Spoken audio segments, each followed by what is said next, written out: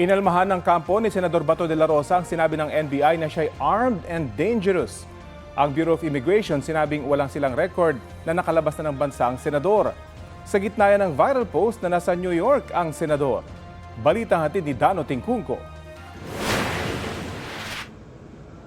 Naglaho ng parambula si Senator Bato de la Rosa mula ng lisanin ng Senate Building noong May 14, ilang oras matapos magkaputukan sa Senado. Sabi ni Senador Robin Padilla, bumaba si de la Rosa sa Makati at doon sinundo siya ng kanyang sasakyan. May nagva-viral na post ngayon ng grupong nagpapakilala mga taga-suporta ni Vice President Sara Duterte sa New York at nagsasabing naroon umano si de la Rosa. Pero ayon sa Bureau of Immigration, wala silang namomonitor na nakalabas ng bansa si de la Rosa. Patuloy na nakaalerto ang mga tauhan ng BI ngayong nasa Immigration Lookout Bulletin Order ang senador.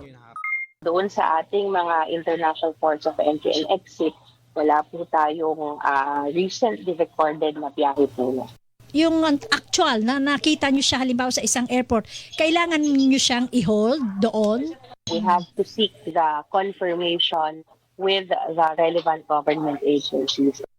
Sabi ng isa pang abogado ni de la Rosa na si Attorney Israelito Torion, wala na siyang contact kay de la Rosa. After that, no contact anymore. But I am in constant contact with the members of the family. Always. Almost every hour, nagka-communicate kami.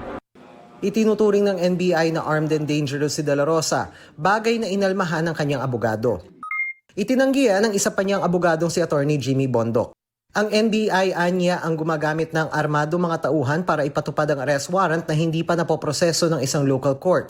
Giit pa ng abogado ni de la Rosa, hindi pa dapat ipatupad ang arrest warrant kahit ibinasura ng Korte Suprema ang hiling nilang temporary restraining order laban dito. Dano Tingkungko, nagbabalita para sa GMA News.